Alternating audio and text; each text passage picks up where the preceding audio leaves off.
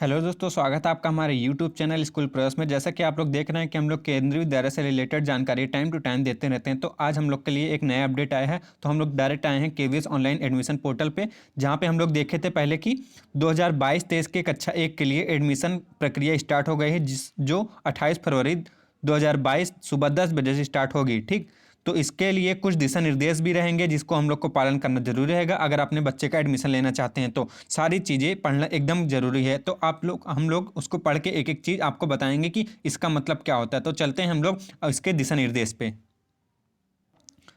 तो ये है हमारा दिशा निर्देश। इसको हम लोग हिंदी में पढ़ते हैं ताकि ज़्यादा अच्छे से अपने को समझ में आए, क्योंकि हम लोग इंडियन हैं तो हिंदी में ज़्यादा अच्छे से अपने को समझ में आता है। तो सबसे पहले हम लोग ये देखिए, ये सारे दिशा निर्देश दिए गए हैं, बट हम लोग एक सबसे पहले समान दिशा निर्देश पढ़ेंगे, जिससे हम लोग को एक आइडिया हो जाएगी कैसे फॉर्म फिल किया जाता है, क्या क्या लगेगा फॉर्म के लिए। इसमें सारी जानकारी दी गई है। तो सबसे पहले हम लोग समान दिशा निर्देश पढ़ते हैं। दिए गए निर्देश शैक्षिक सत्र 2022-23 के लिए कक्षा 1 में प्रवेश हेतु ऑनलाइन पंजीकरण एवं आवेदन से संबंधित है। इन निर्देशों के शेष भाग में विद्यालय का अर्थ केंद्रीय विद्यालय है। ठीक, इसमें मतलब आगे जितना भी दिशा निर्देश आएंगे सब में विद्यालय मतलब केंद्रीय विद्यालय, उससे आगे के और कोई विद्यालय की बात नहीं होगी। कृपया यहाँ पर उपलब्ध केवीएस के प्रवेश नियमों विनियमों और निर्देशों को ध्यानपूर्वक पढ़कर इनसे भली भांति परिचित हो जाएं। ठीक, आपको सलाह दी जाती है कि एक बच्चे के लिए एक ही विद्यालय में कई आवेदन जमा ना करें। देखिए इसमें क्या बोला है, एक बच्चे के लिए। आप लोग सोचे कि अलग अलग विद्यालय में जमा कर देता हूं, चांसेस बढ़ जाएंगे, तो ऐसा आप बिल्कुल ना करें, क्योंकि वो रद्द कर दिए जाएंगे।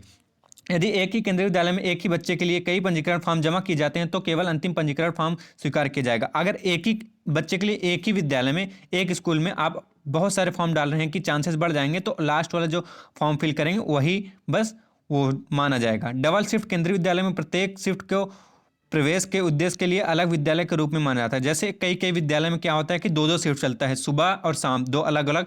इसको मतलब उसको मान जाता है कि दो स्कूल चल रही है, एक बिल्डिंग है बट दो स्कूल है, तो उसमें दो शिफ्ट रहेंगे। तो दोनों में अगर अलग अलग आप फॉर्म फिल करेंगे तो वो दो माना जाएगा, एक नहीं माना जाएगा। ठीक, फोर्थ नंबर पे क्या है, आवेदन पत्र को सुचारू रूप से एवं त्वरित भरने के लिए कृपया निम्नलिखित तैयार रखें।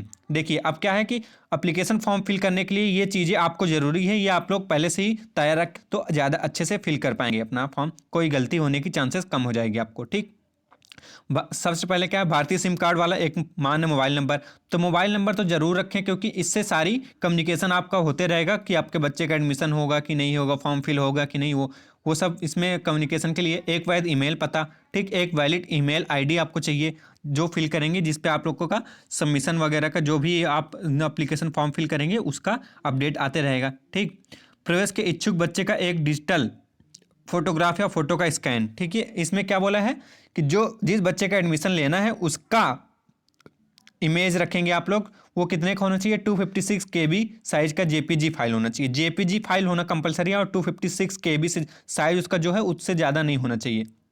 ठीक, नेक्स्ट क्या है, बच्चे के जन्म प्रमाण पत्र का स्कैन। जो आप जन्म प्रमाण पत्र बनवाए होंगे जब आपका बच्चा पैदा हुआ था, जन्म प्रमाण पत्र बनाया जाता है उसका। ठीक, अगर नहीं बनाया तो आप लोग जाके नगर निगम से या कहीं से तहसील से जाके बनवा सकते हैं। ठीक, वो भी उसका भी स्कैन करके रखिए, 256 KB का जेपीजी या PDF भी चलेगा इसका। ठीक, सरकार द्वारा जारी EWS BPL प्रमाण पत्र का विवरण, यदि आप आर्थिक रूप से कमजोर गरीबी रेखा के नीचे वर्ग के अंतर्गत आवेदन कर रहे हैं तो। ठीक, इसमें क्या बोला है कि EWS आया है और BPL, EWS अभी हाल ही में जो आया है और BPL पहले से चला आ रहा है, दोनों के प्रमाण अगर आप लोग को इसके अंतर्गत आप लोग अगर आते हैं तो इसका भी स्कैन करके रखेंगे आप लोग। ठीक, ये भी 256 KB का होना चाहिए। माता पिता के स्थानांतरण का विवरण जिनकी सेवा श्रेणी यदि लागू है का आवेदन पत्र में उपयोग किए जाना है। ठीक, इसमें क्या बोला गया है, माता या पिता के स्थानांतरण, स्थानांतरण मतलब ट्रांसफर सर्टिफिकेट भी।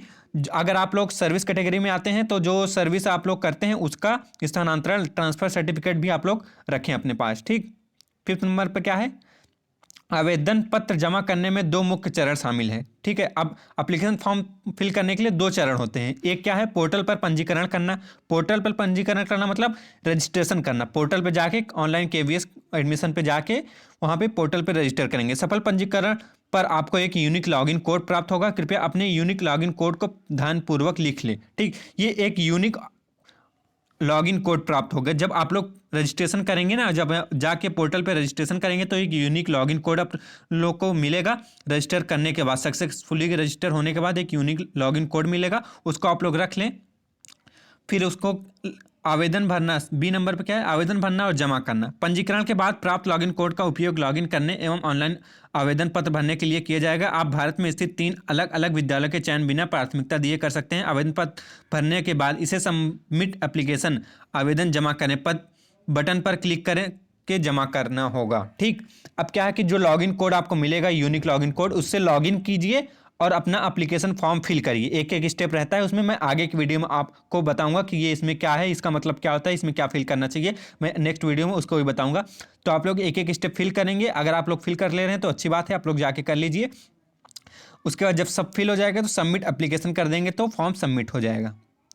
सफलतापूर्वक जमा होने पर आपको एक यूनिक एप्लीकेशन सबमिशन कोड प्राप्त होगा जो कि लॉगिन कोड से भिन्न होगा। ठीक, आपको एक यूनिक लॉगिन कोड मिला था।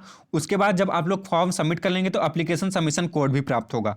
ठीक, आपको मूल दस्तावेजों की एक सूची भी दिखाई जाएगी जो कि प्रवेश के समय आपको विद्यालय द्वारा प्रोविजनल प्रवेश दिए जाने पर प्रस्तुति करनी होगी। कृपया अपना एप्लीकेशन सबमिशन कोड और प्रवेश के समय प्रस्तुत किए जाने वाले दस्तावेजों की सूची। अब जैसे आप फॉर्म को सबमिट करेंगे तो आपको एप्लीकेशन सबमिशन कोड प्राप्त होगा और आपको एक लिस्ट दी जाएगी कि ये आप डॉक्यूमेंट तैयार रखें। आपका जब एडमिशन हो जाएगा तो ये आपको लगेंगे, स्कूल में आपको दिखाना पड़ेगा। ठीक, 6 नंबर पर क्या है, 5A और 5B दोनों चरणों के पूरा होने के बाद ही आवेदन प्रक्रिया पूरी होती है। केवल चरण 5A को पूरा करने मात्र से आपका आवेदन केवीएस में जमा नहीं होगा। ये केविंस मतलब केवीएस ही बोल रहा है, वो हम लोग इंग्लिश को हिंदी में किए हैं इसलिए वो ऐसे केविंस लिख दे रहा है, बट वो केवीएस है। ठीक, केवीएस में जमा नहीं होगा। ठीक, आपको जैसे इसमें क्या बोला है, 5A 5B में क्या बोला था, पहले रजिस्ट्रेशन करना है, फिर उसके बाद एप्लीकेशन फॉर्म सबमिट करना है। तो रजिस्ट्रेशन करके आप छोड़ देंगे तो आपका एप्लीकेशन फॉर्म सबमिट नहीं होगा। आपको 5B वाला जो रूल है इसमें जाके लॉगिन करके मतलब फिर से आपको सबमिट करना पड़ेगा, सारे इन्फॉर्मेशन देने पड़ेंगे। ठीक, जब तक आपको ऑनलाइन प्रवेश पोर्टल से एप्लीकेशन सबमिशन कोड प्राप्त नहीं होता है तब तक आपका आवेदन जमा नहीं हुआ है और आपका आवेदन विवरण केवीएस को दिखाई नहीं देगा। इसमें क्या है, जब आपको मैंने बताया था कि एप्लीकेशन सबमिशन कोड आपको मिलेगा, जब फाइनल सबमिट करेंगे तो एप्लीकेशन सबमिशन कोड मिलेगा और लिस्ट दिखाई जाएगी। तो एप्लीकेशन सबमिशन कोड मिलने के बाद ही कि कंप्लीट होगा कि आपका फॉर्म सबमिट कर लिया गया है। ठीक, पंजीकरण पूरा करने और आवेदन जमा करने के लिए एक बार इस्तेमाल किए जाने वाला पासवर्ड का उपयोग करना होता है जो पंजीकरण के समय दिए गए मोबाइल नंबर पर एसएमएस द्वारा भेजा जाता है। आपको सलाह दी जाती है कि अपने स्वयं के मोबाइल नंबर को, ये आपको बोला गया कि अपना ही नंबर रखें, कोई दूसरा नंबर ना रखें, मतलब दूसरे का, दोस्त का, एजेंट का या कैफे वाले का नंबर ना दे, अपना नंबर दे तो ज़्यादा अच्छा रहेगा। तो एक ओटीपी जाता है उस पर, जब आप लोग लॉगिन करेंगे तो ओटीपी जाएगा, तो उसको आप लोग को बताना रहता है। ठीक, उसमें फिल करना रहता है। पंजीकरण के समय प्रदान किए गए विवरण को बाद में आवेदन पत्र में नहीं बदला जा सकता, अतः कृपया इन विवरणों को उपलब्ध दस्तावेज साक्ष्य जैसे जन्म प्रमाण पत्र के अनुसार सही दर्ज करें। अब देखिए क्या बोला है, रजिस्ट्रेशन जब आप लोग करते हैं तो कुछ चीज़ें वहाँ पे पूछता है और कुछ लॉगिन करने के बाद सबमिशन करने से पहले पूछता है। तो जब आप लोग रजिस्ट्रेशन करते हैं, अगर वहाँ पे जो जो चीज़ भर दी है, तो जब लॉगिन करके फॉर्म फिल करने लगेंगे तो वहाँ पे आपको भरा हुआ दिखेगा, पहले से फिल हुआ दिखेगा, तो आप लोग वहाँ पे चेंज नहीं कर सकते। इसलिए जो रजिस्ट्रेशन में कर रहे हैं उसको चेंज नहीं कर सकते, उसको एकदम ध्यान से अच्छे से भरें। 10 नंबर क्या है, आवेदन फॉर्म में आवेदकों को संभवतः आंशिक रूप से भरे हुए डाटा सुरक्षित रखने में मदद करने के लिए और बाद में आवेदन फॉर्म भरने के लिए एक सेव एप्लीकेशन बटन प्रदान किया गया है। ठीक, अब देखिए आप लोग जैसे आधा चीज़ फिल कर लिए, उसके बाद आधा चीज़ आप लोग को नहीं पता, कॉल करके पूछना है या कहीं और जाके पता करना है, तो आप लोग क्या करते हैं, उसमें एप्लीकेशन में जब लॉगिन करके जाएंगे, फिल करते रहेंगे, तो नीचे में एक सेव एप्लीकेशन का फिर ऑप्शन दिए रहेगा। उसको अगर सेव एप्लीकेशन कर देंगे तो जितना चीज़ आप लोग भरे रहेंगे फिल रहेगा, आगे आपको नहीं फिल रहेगा, और आप लोग फिर से जब लॉगिन करना आपको कंप्लीट मतलब फिल करके भरा हुआ मिलेगा, उसको आपको दोबारा भरने की ज़रूरत नहीं है। ठीक, 11 नंबर पर क्या दिया है, ध्यान दें कि सेव एप्लीकेशन बटन पर क्लिक करने फॉर्म डाटा को केवल सहेजा जाता है। मतलब इसमें क्या बोला है 11 में, जब आप लोग सेव एप्लीकेशन करते हैं तो जैसे आधा फिल करके सेव कर दिए हैं तो वही उतना कंप्लीट रहेगा और उसके आगे नहीं बढ़ा रहेगा, और आपको ये नहीं होगा कि एप्लीकेशन आपका कंप्लीट हो गया, सबमिट हो गया है, ये आपको केवी के पोर्टल पे नहीं दिखेगा कि यहाँ पे इसका एप्लीकेशन सबमिट हो गया, ऐसा नहीं दिखाया जाएगा जब तक आप लोग एप्लीकेशन सबमिशन कोड जब तक आपको नहीं मिलेगा। और ये कब मिलेगा, जब सबमिट एप्लीकेशन करेंगे तभी मिलेगा। सेव एप्लीकेशन करने से बस आपका जो डेटा आप लोग फिल किए रहेंगे वो बस आपको वो रखे रहेगा, डिलीट नहीं करेगा। 12 नंबर पे क्या है, एक बार आवेदन पत्र जमा हो जाने और एप्लीकेशन सबमिशन कोड प्राप्त होने के बाद जमा किए गए आवेदन पत्र को संशोधित नहीं किया जा सकता। ठीक, इसमें क्या बोला है कि अगर आप लोग एप्लीकेशन सबमिशन मिल गया कोड आपको और आप लोग सबमिट कर दिए एप्लीकेशन, उसके बाद आप लोग चेंज नहीं कर सकते उसमें।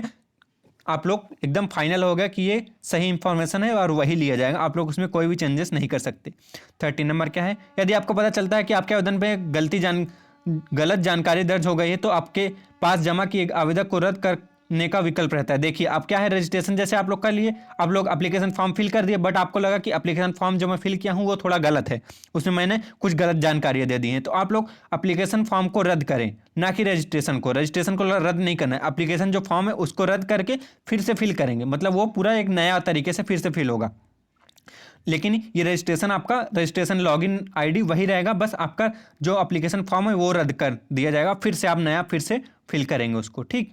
तो जो आप लोग दोबारा फिल करेंगे वो सही से फिल करेंगे तो वो आपको आपके केवी स्कूल में दिखाया जाएगा, ठीक। 14 नंबर पर क्या है, यदि आप जमा किए गए आवेदन को रद्द करते हैं तो आप आवेदन जमा करने की अंतिम तिथि से पहले अपने उसी लॉगिन कोड का उपयोग करके फिर से आवेदन कर सकते हैं। यह एक नया आवेदन माना जाएगा, इसलिए इसे भरने के बाद पुनः जमा करना होगा। नया आवेदन फॉर्म जमा करने पर नया एप्लीकेशन सबमिशन कोड मिलेगा। जैसे आप लोग फॉर्म फिल किए थे तो एक एप्लीकेशन सबमिशन कोड मिला था, लेकिन आप लोग उसको रद्द कर दिए तो आपको पास बस लॉगिन आईडी जो कोड रहेगा वही आपके पास है, तो उससे आप लोग लॉगिन करिए, फिर से फिल करिए एप्लीकेशन फॉर्म, और फिर से एप्लीकेशन सबमिशन कोड आपको मिलेगा। जब आप लोग फॉर्म फिल करके सबमिट करेंगे तो फिर से नया एप्लीकेशन सबमिशन कोड मिलेगा इसमें, और वो पुराना वाले को कोई उसका वैल्यू नहीं रहेगा, ठीक।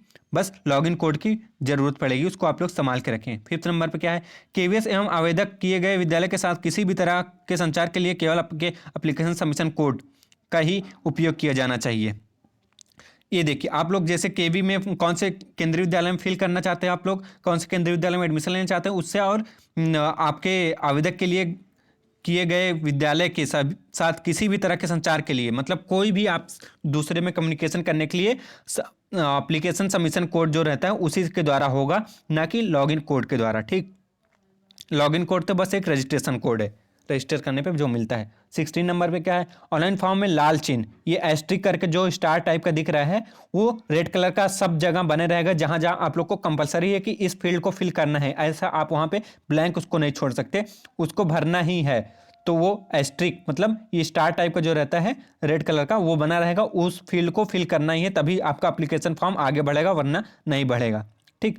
17 नंबर क्या है, केवीएस दिशा निर्देश में वर्णित विशेष प्रावधान के अंतर्गत इकलौती कन्या संतान श्रेणी के अलावा प्रवेश के लिए अभिभावकों को ऑनलाइन आवेदन फॉर्म पोर्टल के माध्यम से जमा करना होगा, और फिर पोर्टल द्वारा निर्दिष्ट यूनिक एप्लीकेशन सबमिशन नंबर और विशेष प्रावधान के अंतर्गत आवेदन करने के लिए आवश्यक सभी दस्तावेज अच्छों मतलब हार्ड कॉपी सहित संबंधित विद्यालय के प्रचार से सीधे संपर्क करना होगा। इसमें क्या बोला है कि आप लोग कोई भी विशेष प्रावधान लेना चाहते हैं तो आपको एप्लीकेशन नंबर, सबमिशन नंबर और विशेष प्रावधान के जो चीज़ आपको लाभ चाहिए, जिसका लाभ चाहिए, जिसमें आपको प्रायोरिटी चाहिए, उसको लेके आपको प्रिंसिपल के पास, जो स्कूल में आपने फॉर्म फिल किया है वहाँ पे उसके प्रिंसिपल से जाके मिलना पड़ेगा, हार्ड कॉपी लेके उसकी, ठीक।